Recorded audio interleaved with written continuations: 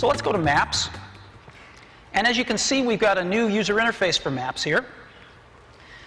We've got search and directions right in the middle here so people don't get confused.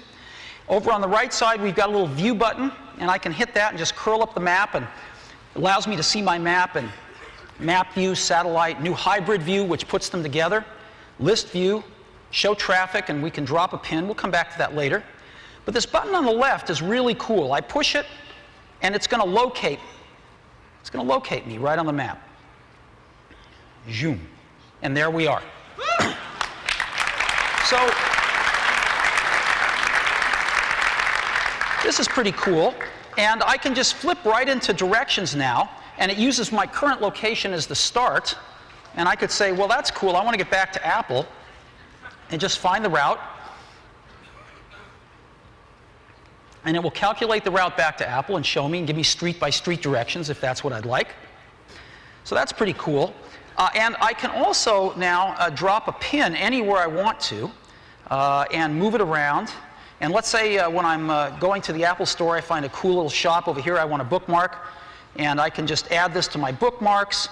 I can get directions. I can remove the pin, whatever I want. And I can just keep track of those kinds of locations that I want to go to again.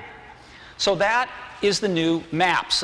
So I want to now SMS more than one person. And so I'm sending a message to 4 people here, which is kind of nice.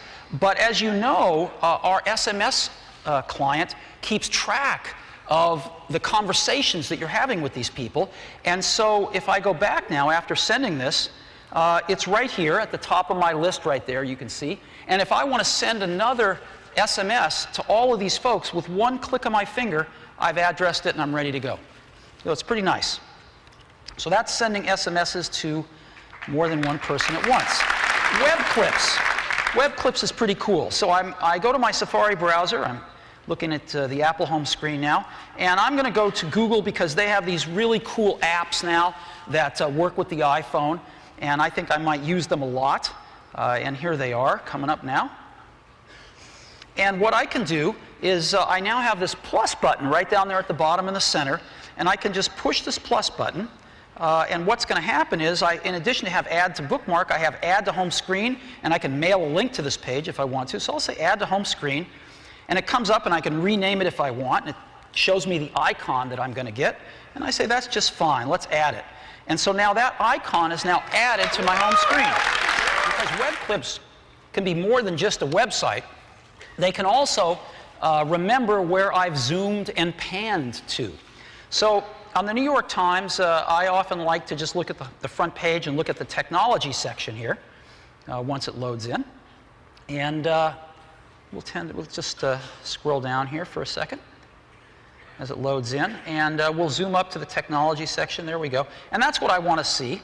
And we'll just go ahead and say add this to the home screen. And we'll get rid of the whole New York Times and just put NYT, because that takes up a little less room. And we'll add it. And now I've got a New York Times right here, right? And I just touch these and I go right back to those websites, which is really cool. Now, I may want to customize my home screen. And so what I can do is just touch any icon for a few seconds, and they all start to jiggle. They all get a little restless. And I can do whatever I want. I can take something out of the dock if I want to only have 3 things in the dock. I can say, I'm going to use these Google apps a lot. I'm going to put them right in the dock there. I'm going to take my New York Times and just slide it over to the right of the screen, and it goes to another page that I've made with all my other web clips on it. And when I'm done, well, I can go back here if I want, and I can just move stocks down here, and I can move my calendar over here, whatever I want to do.